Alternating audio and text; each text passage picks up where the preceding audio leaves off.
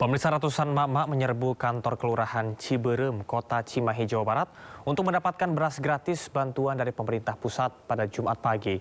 Warga rela antri berdesak-desakan dan berjam-jam demi mendapatkan beras gratis di tengah harga beras yang mahal.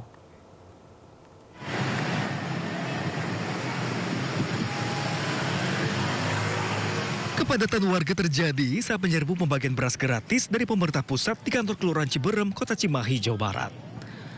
Dengan membawa KTP dan kartu keluarga, warga mendapatkan 2 karung beras dengan total 20 kg. Sejumlah warga mengaku senang mendapatkan beras gratis ini di tengah harga beras yang mahal meski harus berdesakan. Di tengah teriknya matahari, warga rela antri lama hingga berjam-jam demi mendapatkan beras gratis. 1 jam lah. 1 jam. Kenapa bisa lama gitu, Bu? Nggak tahu dia ada ngantri aja dari depannya juga. Ini dapat bantuan apa aja, Bu? Bansos ya, bansos. Berapa banyak, Bu? 20 kilo. Dengan adanya bantuan ini, gimana, Bu, tanggapan Ibu? Ya, alhamdulillah. Terbantu. Iya. Tapi mesti nunggu lama tadi ya? Iya. Berdesak-desakan nggak sih, Bu, tadi, Bu? Apa? Berdesak-desakan nggak tadi? Ya, ada yang berdasarkan. 20 kilo. 20 kilo. Ya, 2 bulan. 2 bulan. Bu, bermanfaat nggak sih, Bu, dengan adanya bantuan ini? Alhamdulillah. Kenapa bermanfaat, Bu, ini, Bu? Ya kan itu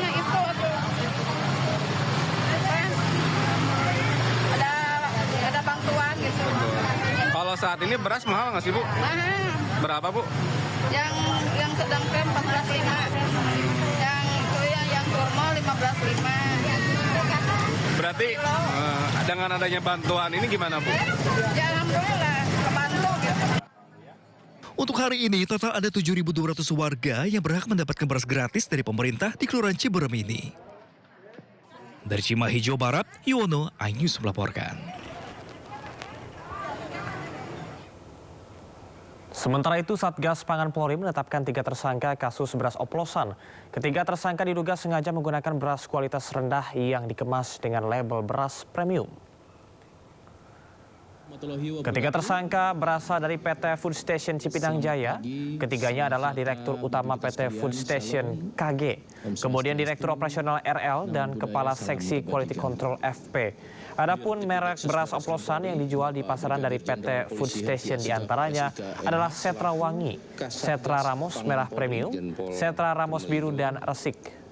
Yang kami hormati Dirjen PKTN Kemendak Republik Indonesia, penyidik telah menemukan bukti yang cukup untuk menetapkan tersangka yang bertanggung jawab terhadap produksi dan peredaran beras premium yang tidak sesuai dengan standar mutu pada kemasan. Ditemukan fakta-fakta penyidikan sebagai berikut. Yang pertama yaitu sampel beras premium merek Sentra Ramos Merah, Sentra Ramos Biru, dan beras Sentra Pulen yang didapatkan dari beberapa lokasi di pasar tradisional dan retail modern telah dilakukan uji laboratorium dengan hasil komposisi beras tidak sesuai dengan standar mutu SNI.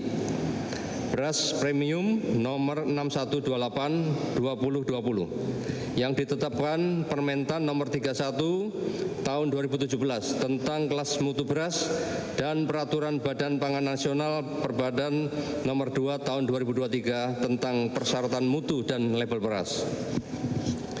Di kantor dan gudang produksi PT FS di Cipinang, Jakarta Timur, serta gudang produksi PT FS di Subang, Jawa Barat. Jelang peringatan Hari Kemerdekaan, bendera One Piece kian banyak ditemukan di sejumlah wilayah di Indonesia. Berkibarnya bendera One Piece dikaitkan sebagai bentuk kritik sosial dan sindiran kepada pemerintah.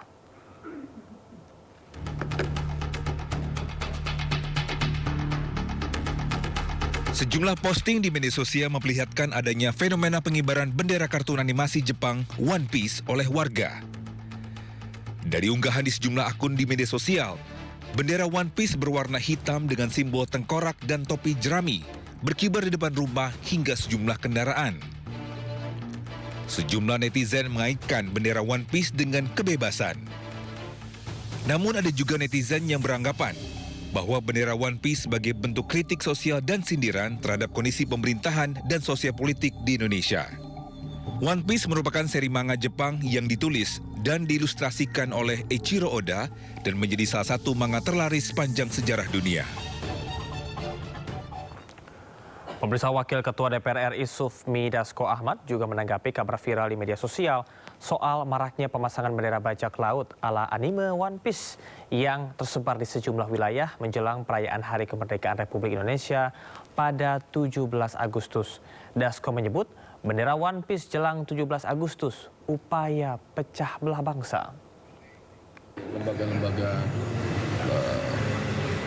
pengamanan dan intelijen memang ada upaya-upaya yang namanya untuk memecah belah persatuan dan kesatuan bangsa.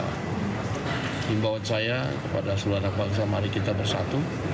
Justru kita harus bersama lawan hal-hal seperti itu.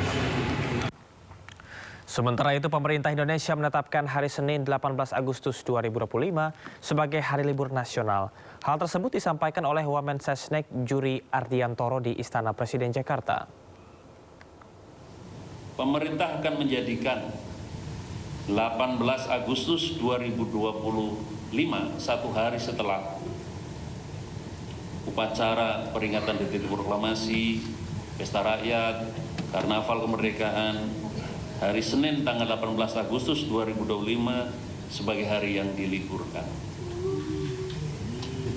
Hal ini memberi keleluasaan dan kesempatan bagi masyarakat untuk menggelar perlombaan dan kegiatan lain dalam menyemarakan peringatan HUT RI. Gubernur Jakarta Pramono Anung susur Sungai Ciliwung untuk peninjauan aliran sungai. Upaya tersebut dilakukan untuk memastikan aliran sungai tetap terkendali.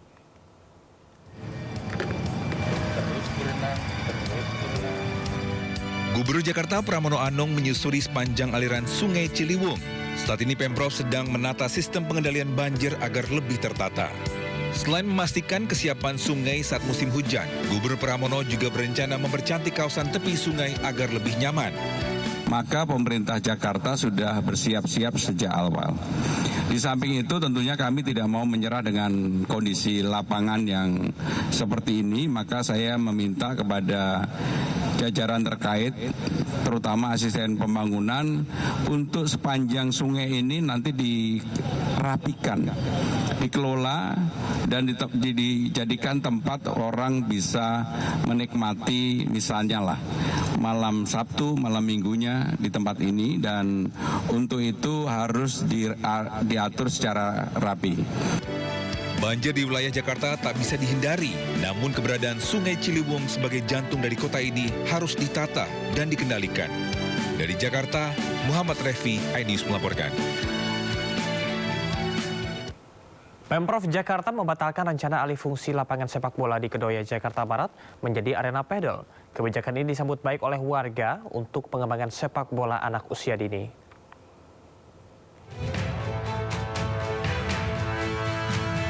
Pemerintah Provinsi DKI Jakarta merevisi wacana alih fungsi lapangan sepak bola di Kedoya, Kebonjeruk, Jakarta Barat menjadi arena pedal. Warga menyambut baik pembatalan alih fungsi tersebut dan berharap lapangan dapat digunakan seperti semula, khususnya untuk pengembangan bakat sepak bola usia dini. Karena ini adalah sebenarnya bentuk kami sebagai pengguna lapangan Kedua Pilar, karena memang lapangan ini adalah penggunaannya untuk rakyat. Seperti kami ini, kita melihat di sini kami ada pembinaan khususnya untuk anak-anak usia dini.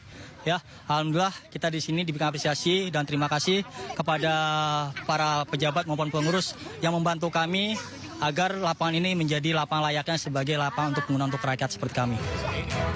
Sebelumnya, wacana alih fungsi lapangan sepak bola di Kedoya, Jakarta Barat ramai diprotes warga sekitar. Protes diluapkan dengan berbagai mural yang bernada penolakan di tembok pembatas lapangan. Olahraga pedal sendiri belakangan digandrungi masyarakat kelas menengah ke atas. Pedal merupakan gabungan olahraga tenis dan squash yang dimainkan dalam permainan 2 versus 2 di lapangan tertutup yang berukuran sepertiga lapangan tenis. Dari Jakarta, Hamzah Hasibuan, iNews melaporkan.